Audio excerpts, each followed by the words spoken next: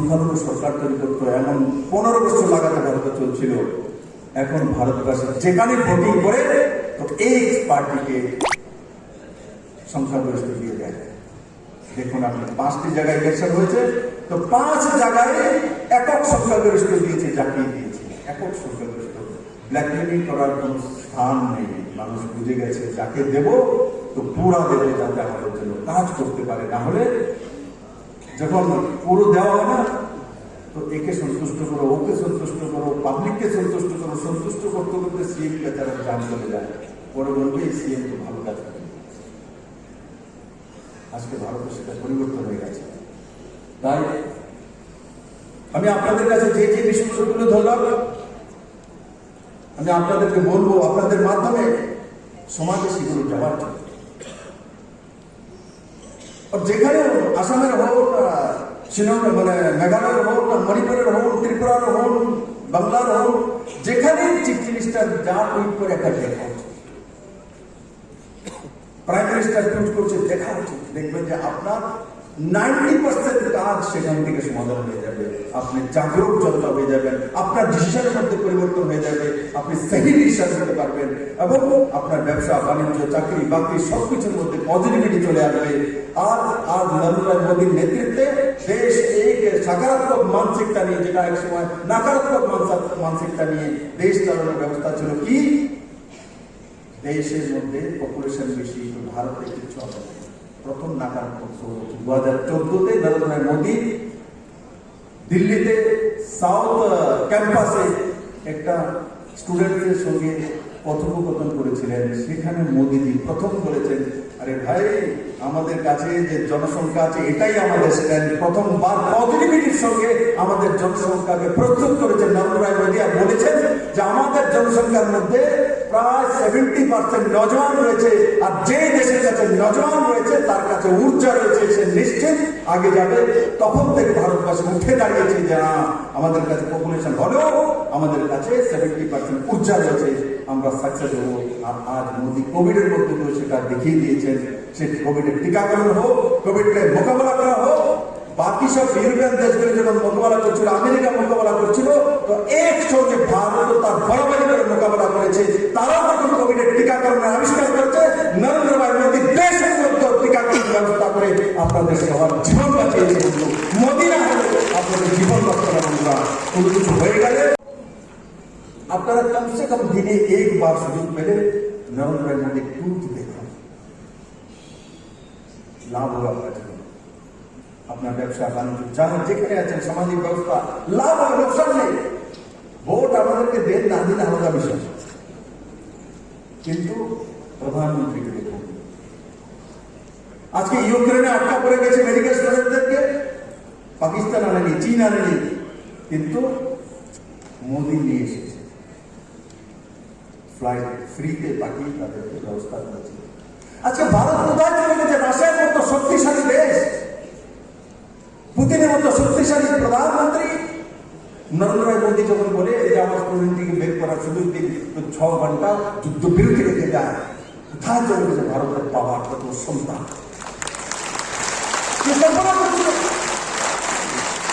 Putin যখন দুনিয়ার কথা শুনছে না, আমেরিকার কথা শুনছে না, ইউরোপিয়ান ইউনিয়ন কথা শুনছে না, নাটোর কথা শুনছে না, নরেন্দ্র মোদী বলছে 6 ঘন্টা যুদ্ধ বিরতি করে দিয়েছে। এর থেকে বড় সম্মান ভারতের জন্য কি হচ্ছে?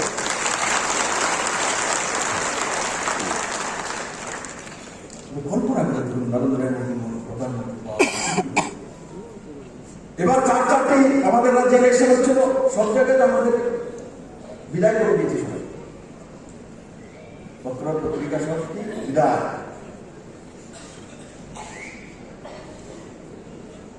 বন্ধুরা, ইতিহাস তৈরি করে মণিপুরে বহুদিন পর একক সংখ্যাগরিষ্ঠ সরকার বহুদিন পর একক সংখ্যাগরিষ্ঠ সরকার 32টি সিট। উত্তরাখণ্ডে বলছে 10টা সিট পাবে, বেশি পাবে না, ল্যান্ডস্লাইডিং একতরফা ভারতীয় জনতা পার্টি। উত্তরপ্রদেশে যোগী আদিত্যনাথের গুন্ডাদের এইভাবে গিয়েছে, সবকিছু ধ্বংস করে দিয়েছে মহিলারা। গোয়াতে বলছে না, ওখানে ত্রিশঙ্ক হবে, কি आप আসবে, তৃণমূল আসবে, কংগ্রেস আসবে, আমাদের দেয় না বলে 3টা মেয়ে।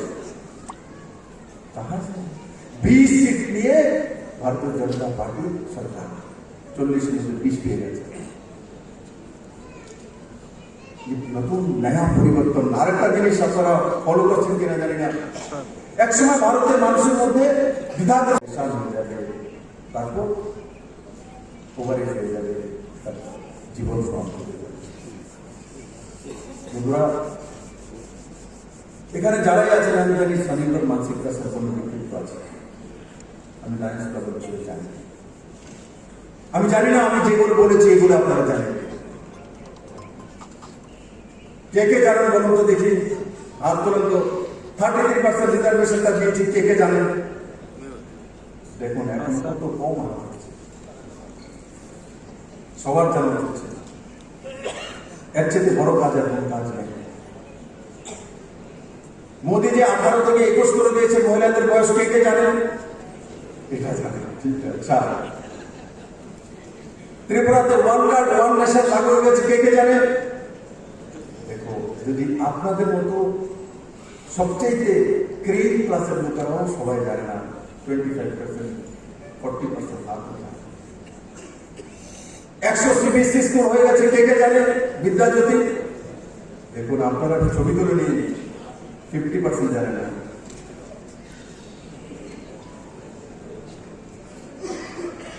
তাই বন্ধুরা, আমাদেরকে এই বিষয়ে জানা উচিত, তবেই তো আমি কোন গরিবের ছেলেকে বলতে পারবো হয়তো আপনার ঘরে রান্না বান্না করার জন্য আসে, তবেই তো আপনি বলতে পারবেন শোনো তোমার মেয়েকে ওই স্কুলটাতে ভর্তি করে দাও, সিবিএসসি সিলেবাস হয়ে যাবে, তোমার ছেলে ভালো এডুকেশন থেকে কম্পিটিশন করতে পারবে।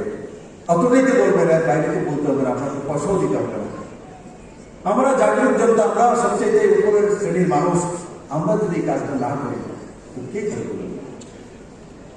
এত কিছু থাকার পরও অনেক কিছু আমাদের কাছ থেকে ছুটে যায়।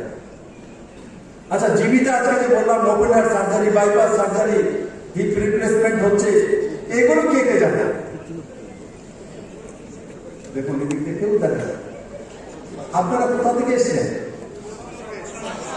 এসব আসাম থেকে পুরোটা? আচ্ছা, তো হেমন্ত তারের প্রোগ্রাম জিজ্ঞাসা করবো, আমরা কি আমরা সোশ্যাল পেंशनर योजना আছে জানেন কি? आसाम के जानते हैं अम्ब्रेला? कौन कौन जानता? देखो बहुत कम लोग जानता। मैंने कहा दादा के साथ बैठे थे तो मैंने पूछा दादा क्या क्या अच्छा काम किया? बोले अम्ब्रेला का एक साथ सब पेंशन को लाके एक साथ किया था और उसमें बहुत लोग खुश है। बोले हमारा सबसे सक्सेसफुल स्कीम वही है। तो आप लोग बहुत कम लोग जानते हो। आपका सीएम बोल रहे हैं कल रात, हम आपस में पूछते कभी आपका क्या हुआ, हमारा क्या है, आपका फाइनेंस क्या है, होता है सीएम जो बैठकर बातचीत करता है। তারপরে সেখানে কর্মকের ছেলে, গরিব ছেলে Rajib Debbarma, marine engineer, ST quota থেকে পড়ে এসেছে, স্কলারশিপ দিয়ে পড়ে এসে রোজগার তো নেই, ম্যারিন ইঞ্জিনিয়ার দিয়ে পড়ে তো চাকরি করবো। তাকে মানুষের কাছ থেকে সাহায্য দিয়ে কর্ম বাজারে একটা রেস্টুরেন্ট করেছে। আমি যখন ঢুকলাম তো আমাকে নিচে, কিন্তু তার স্ট্যান্ডার্ড স্ট্যাটাস মেনটেন করেছে, 2 জন কর্মচারী রেখেছে। আর সেখানে তার মধ্যে সেই রেস্টুরেন্টের মধ্যে এসি লাগানো। আমি বসার পরে দেখি ঠান্ডা হাওয়া আসছে, তো আমি কল্পনা করি ঠান্ডা হাওয়া এখানে কি এসি থাকবে? দাদা টাইট, उनको कितना टाइट, बेल्ट लगाना पड़ेगा। तो जो भी इधर पैंट पड़े ना तो बेल्ट की तो क्या साधुवाद संत ज्यादा टाइट। एक জার্নালিস্ট আমাকে বলেছে, জানি আপনাদের কাছে মোটামুটি আইডিয়া ছিল, দাদা মহিলারা ভোটটা দিয়ে গেছে, জামাই বাইক চালায়, হাজবেন্ড বাইক চালাচ্ছে, হাজবেন্ডকে জিজ্ঞাসা করলে বলে ওই জায়গাটা দিয়ে নাই, যদি ভালো কাজ করে পেছনেও মিসের বসা, ও ভোটিং করে এসছে। ওকে যে যখন জিজ্ঞাসা করছি ম্যাডাম কাকে ভোট দিয়েছেন, কেমন হচ্ছে, তো উনি বলছে আমার হাজবেন্ডকে জিজ্ঞাসা করে, মানে উনি ওপিনিয়ন দিচ্ছেন না। তার মানে হাজবেন্ড হয়তো বা যোগীকে দেয়নি, তার পত্নী যোগীকে দিয়েছে। তার কারণ নরেন্দ্র ভাই মোদী 3 তালাক মহিলাদের উপর অত্যাচার সবচেয়ে বেশি, আর পশুকে এভাবে তাড়িয়ে দেয় না, মোদী শেষ করেছে। পুরুষরা 21 বছরে বিবাহ করবে, মহিলা বলবে 18 বছরই তাকে বিয়ে দেবে। কেন? পুরুষ মহিলা সমান হয়ে গেল, ওর 21 হবে না কেন? কেউ করেনি, মোদী করেছে। ত্রিপুরাতে লম্বা সময় কমিউনিস্টের সরকার ছিল, সবচেয়ে বেশি নারীদের জন্য চিৎকার বাক্যারেরই কর্তব্য করা হয়েছে। দেখেছি আমার গ্রামীণ বাড়ি ডেইলি নারীদের একটা মিছিল হবে, বাজার হাটে নারী সশক্তিকরণ করছে মিছিল করে। আসলে অর্থাৎ নারী সশক্তিকরণের কাজ এই সরকার আশা করে রয়েছে। ওদিন আমাদের দেশে গৃহমন্ত্রী অমিত বাসা আসছিলেন।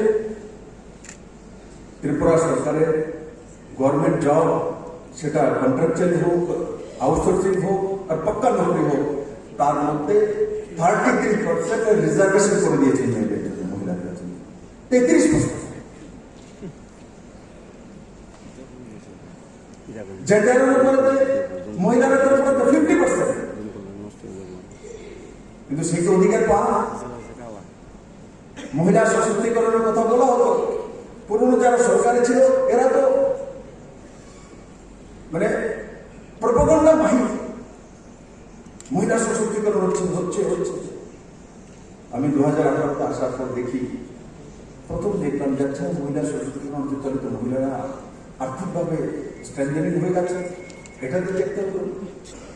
প্রথম যখন রেশিও দেখলাম 1000-এ কতটা মহিলা আছে, তখন দেখলাম 1000 জেন্টসে 1058, মানে বরাবরই নেই। তার কারণ ভ্রূণ হত্যা নিশ্চিত, এর বাইরে কিছু। আমরা বেটি বাঁচাও বেটি বাড়ানো যোজনা এই ডিস্ট্রিক্টে কেন্দ্র সরকারের জন্য সব ডিস্ট্রিক্টে আমরা লাগু করে দিই ত্রিপুরা সরকারের পয়সা দিয়ে। আর আজকে গর্বের সঙ্গে বলতে পারি আমার ত্রিপুরা রাজ্যের মধ্যে মহিলা সশক্তিকরণ হয়েছে 1011 জন মহিলা আছে। ইনস্টিটিউশনাল বাধা মহিলা সশক্তিকরণ করতে, আর মহিলাকে গাঁও থেকে হসপিটাল পর্যন্ত নিয়ে যাবে না। ত্রিপুরাতে সাব সেন্টার আছে, প্রাথমিক হেলথ সেন্টার আছে, সবচেয়ে বেশি হসপিটাল দেশের মধ্যে কোনায় কোনায় ত্রিপুরা করবে, কিন্তু ইনস্টিটিউশনাল বাদ অনেক নিচে ছিল। তার কারণে গর্ভবতী মার মৃত্যু হতো।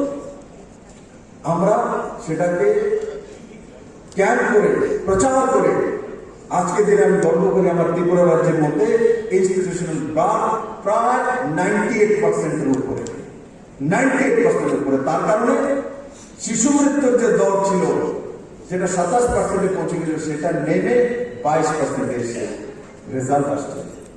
মহিলাদের গর্ভবতী মহিলাদের মৃত্যু হতো, সেটা নেমে অনেক নিচে চলে এসেছে। কুপোষণের শিকার মহিলারা পুরনো সরকারের ডাটা দেখো মাথা খারাপ হয়ে গেছে। কি যখন মহিলারা আর্থিকভাবে দাঁড়িয়ে যাচ্ছে, রোজগার করছে, তো কুপোষণের শিকার কম হবে, স্বাভাবিক। তো সে ডেটাও ঠিক নেই, এখন আমাদের ডেটা ঠিক করতে হচ্ছে, যে কমন সেন্স। পুরনো সময় ত্রিপুরাতে সেলফ হেল্প গ্রুপ 4000-এর কাছাকাছি ছিল গ্রামীণ আরডি ডিপার্টমেন্ট। আজকে ত্রিপুরাতে 31,000 এটা আছে, তারপর ট্রাইবাল এজেন্সি কিছু আছে, আরবান ডেভেলপমেন্টে আছে 36,000 সেলফ হেল্প গ্রুপ আছে। তার মধ্যে প্রায় 3.25 লাখ মহিলা রোজগার করে, 3.25 লাখ। আগে ছিল মাত্র 42,000 মহিলা রোজগার। ত্রিপুরাতে যে সরকারি রেশন সুযোগগুলি আছে ইপিডিএস সিস্টেমে, এগুলো কি ছিল অবস্থা? अंतिम व्यक्तिर জন্য সরকারকে নিয়ে পৌঁছানোর ব্যবস্থা, কিন্তু ত্রিপুরাতে আগে ছিল না। ওয়ান কার্ড ওয়ান নেশন লাগু ছিল না, ইপিডিএস সিস্টেম লাগু ছিল না। ত্রিপুরাতে দেখা যেত যে অন্তোদয় কার্ড যাদের কাছে ছিল, অন্তোদয় 2 টাকা কিলো চাউল পাওয়া যায়, আর বন্ধ দিয়ে দিত, দিয়ে 2000 টাকা নিয়ে আসতো, বলে চলো 3 মাস তুমি তাদের চাল করো, 4 মাস চাউল করো। 6 মাসের জন্য বন্দুক দিয়ে দিলাম, আমার মেয়েকে পড়াতে হবে, 2000 টাকা নিয়ে আসতো, 8টা বন্দুক দিয়ে। আর যে ব্যক্তি স্বাবলম্বী, সে সেটা দিয়ে রেশন শপ থেকে চাউল আর যা যা পায় সেগুলো তোলে আর বাজারে 25 টাকা 30 টাকা কিলো করে বিক্রি করে। এই তো ছিল। আজকে কেউ অন্তত কার বন্ধক দিতে পারবে না আর নিতেও পারবে না। কারণ কি, ইপিডিএস সিস্টেমে তার মধ্যে রেটিনা লাগবে চাউল খাওয়ার সময়, তার মধ্যে ফিঙ্গারপ্রিন্ট লাগবে, তার আধার লিঙ্ক করে দিয়েছি, একের চাউল অন্য নিয়ে যেতে পারবে না, আর বন্ধক দিতে পারবে না, বন্ধক দিতেও পারবে না। বাড়ি গেছে, আপনি শুধু ইনফ্রাস্ট্রাকচার বড় বিল্ডিং তৈরি করবেন, 4 লাইন রোড তৈরি করবেন, করছি তো। এয়ারপোর্ট কমপ্লিট হয়ে গেছে, নর্থ ইস্টের সবচেয়ে সুন্দর এয়ারপোর্ট আগরতলার কাছে আছে। আপনারা আসার সময় হয়তো দেখেছেন যে আগরতলা এয়ারপোর্ট থেকে 4 লাইন রোডের জন্য ভূমি অধিগ্রহণ করে নিয়েছি। 1 বছর পর দেখবেন যে বেহতরিন রোড তৈরি হবে 6 কিলোমিটার। ত্রিপুরাতে ন্যাশনাল হাইওয়ে তো চেন বসিয়ে দিচ্ছি। 11,000 কোটি টাকার ছোট্ট ত্রিপুরাতে কাজ চলছে লাগাতার ন্যাশনাল হাইওয়ে। বড় বড় বিল্ডিং 14-15 তারা বিল্ডিং এর টেন্ডার হয়ে গেছে, এই ত্রিপুরার মাটিতে তৈরি হবে। এগুলোতে আমি যাব। জীবন মান উন্নয়ন হচ্ছে হিউম্যান রিসোর্স কে আগে বাড়াতে হবে, তারপরে যে মানুষ উঠবে। আপনি যতই বিল্ডিং উঠান, যতই ইনফ্রাস্ট্রাকচার করেন, যদি তার মানসিকতা চেঞ্জ না হয়, তার এডুকেশন সেক্টর চেঞ্জ না হয়, হেলথ সেক্টর চেঞ্জ না হয়, ততক্ষণ পর্যন্ত দেশ ও রাজ্য দাঁড়াতে পারে না। আর বিশেষ করে মহিলা, আপনি দেখুন পুরো দুনিয়ার মধ্যে যতগুলি শক্তিশালী দেশ, আর্থিকভাবে স্বয়ংসম্পন্ন সবগুলো দেশের মধ্যে মহিলারা সবচেয়ে বেশি কাজ করে। জাপান মহিলারা কাজ করে, Korea, south Korea, north Korea মহিলারা, চীন মহিলারা, রাশিয়া মহিলারা 80% মহিলারা কাজ করে। রাশিয়া 80%, আমেরিকা, ইউরোপিয়ান দেশ মহিলা। বন্ধু আগে যায়, আমি বারবার বলি, ওমেন্স ডেতে গিয়েছিলাম, ইন্টারন্যাশনাল ওমেন্স ডে, তখন আমি বলছিলাম, দেখুন আমি পুরুষের বিরোধী নই, আমি তো পুরুষ, কিন্তু পুরুষের পূর্ণতা নেই। পুরুষ সৃষ্টি করতে পারে না, মহিলা সৃষ্টি করতে পারে। মহিলাই একমাত্র সন্তানকে জন্ম দিতে পারে, তার আগে জেনারেশনকে বাড়াতে পারে, পুরুষ পারে না। এমনি তো ভারত মাতৃতান্ত্রিক দেশ, ভারত মাতাকে জয় বলে, তো ভারতের মহিলারা কেন?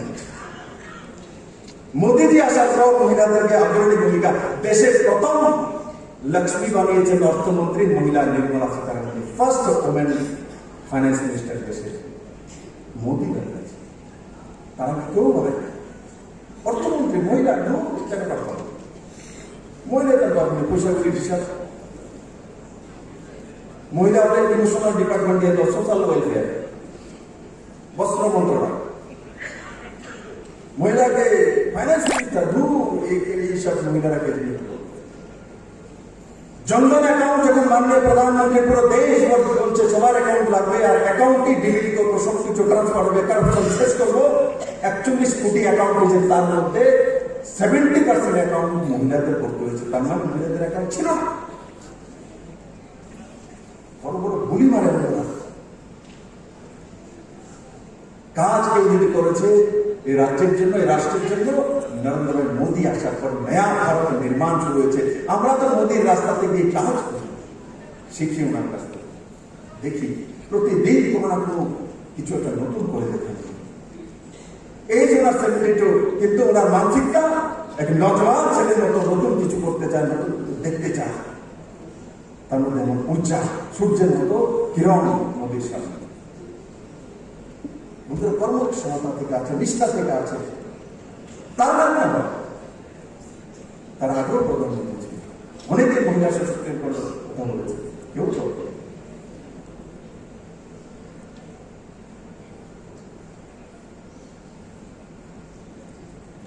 আজকে ত্রিপুরাতে পুরো দেশ ভরে দেখুন না, প্রধানমন্ত্রী আবাস যোজনা ঘর প্রায়োরিটি মহিলার নাম,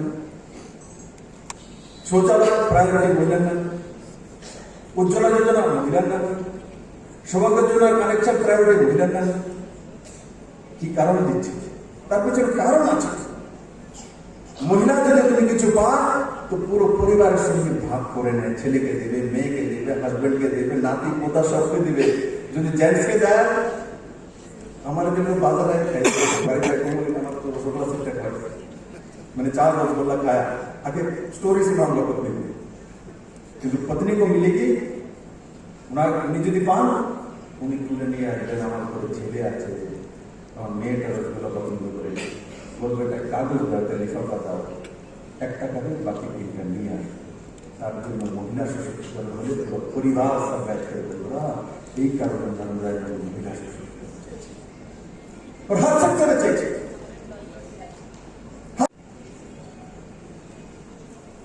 বন্ধুরা, আপনার সমাজের বিভিন্ন জায়গায় এস্টাবলিশ ব্যক্তি আছে, আমি আপনাদেরকে বলবো এই বিষয়গুলি আপনাদের দ্বারা যতটা সম্ভব ধারাতে নিয়ে যান।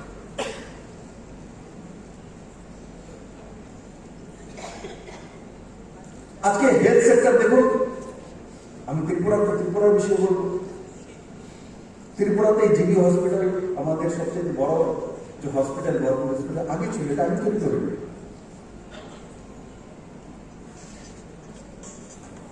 আজকে গভর্নমেন্ট হসপিটালে কেউ কল্পনা করে এই সেকেন্ড আগে পর্যন্ত, যেদিন 20 জানুয়ারি 2022 50 বছর পূর্তির একদিন আগে জিবি হসপিটালে, সরকারি হসপিটালে ত্রিপুরার এক ছেলে ডাক্তার কলকাতা চলে গিয়েছিল, আমি তাকে নিয়ে এসেছি, বলে তারা আবার চলে আসো, আমি থাকবো আপনার সঙ্গে, এখানে কাজ করবো, এখানে প্র্যাকটিস করবো।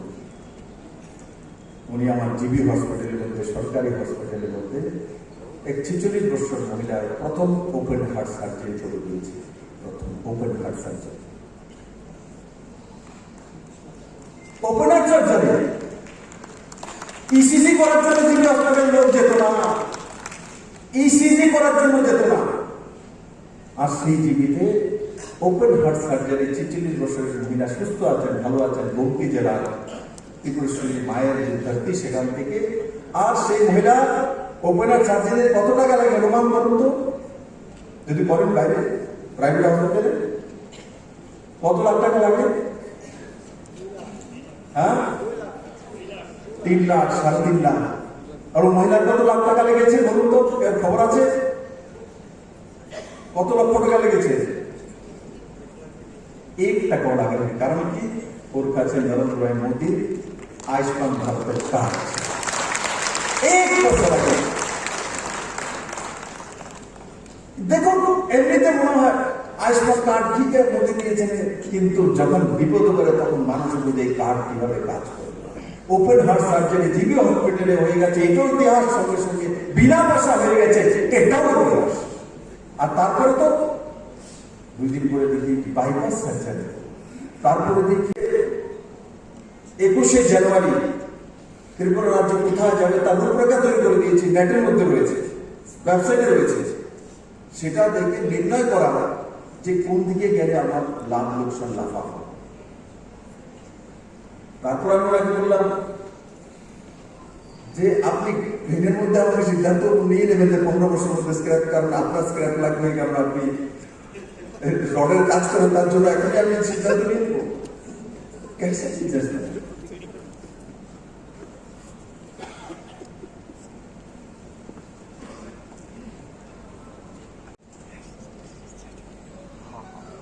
তো মাননীয় প্রধানমন্ত্রী যে টুইট হয়তো আপনাদের মতো অনেক আছে ফলো করে দেখেন, আপনার সেটা করতে হবে তেমন নয়, আপনি বাধ্য হবেন সেটা করবেন। কিন্তু আপনি জাগরুক ভারতবাসী, তো আপনাকে জানতে হবে মাননীয় প্রধানমন্ত্রী দেশের জন্য কি কি ত্যাগ করছে। টুইট করে উনি দিয়ে দেন, ওনার পেজে দিয়ে দেন, রাজ্যের সবই মুখ্যমন্ত্রীও দিয়ে দেন।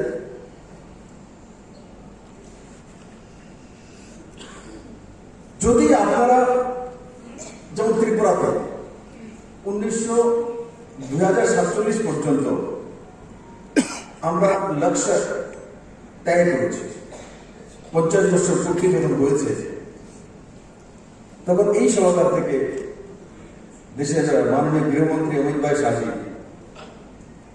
মানে লক্ষ্য স্কিম যে ত্রিপুরা সরকারের আগামী 25 বছর ত্রিপুরা সরকার কি কি করবে কোন সেক্টরে তার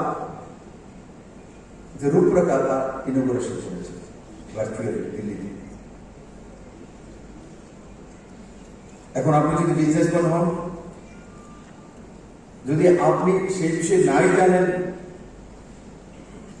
তো আপনি সঠিক জায়গাতে ইনভেস্টমেন্ট করবেন না। সরকার কোথায় যাচ্ছে, কোন কোন সেক্টরে কি কি করবে, তার মধ্যে 25 বছর পর্যন্ত কি করবে তার একটা মোটামুটি রূপরেখা তৈরি করে দেওয়া যাচ্ছে। যেমন আজই আমি গুয়াহাটি থেকে আসছিলাম, তো আমার ত্রিপুরারই একজন বিজনেসম্যান, নাম বলবো না, তো যেই মাত্র আমি বসেছি পত্রিকা সাইডে দিয়ে নিজে এসে আমার সঙ্গে বসে গেছে। তো কি বলছে আমাকে, ইথেনলের একটা ইথেনলের ত্রিপুরা তো হয়নি, ত্রিপুরাতে ইথেনলের প্লান্ট করার জন্য বারবার বলছে, শুনছি। তারপর আবার বলছে যে না, আসামে নির্ণয় করেছে যে 15 বছরের উপরে যে কোনো গাড়ি সেগুলো স্ক্র্যাপ হয়ে যাবে, এগুলোকে অকশন দিয়ে দেওয়া, প্রাইভেট হোক সরকারি চলতে যাবে। বারবারই বলছি কি আপনি করবেন। লাস্টে আমাকে বলতে হয়েছে যে বসুন, সামনে বসে বসে মুখ্যমন্ত্রী জ্ঞান দিচ্ছে, ও বিজনেসম্যান, তো ওর জানা উচিত আগে।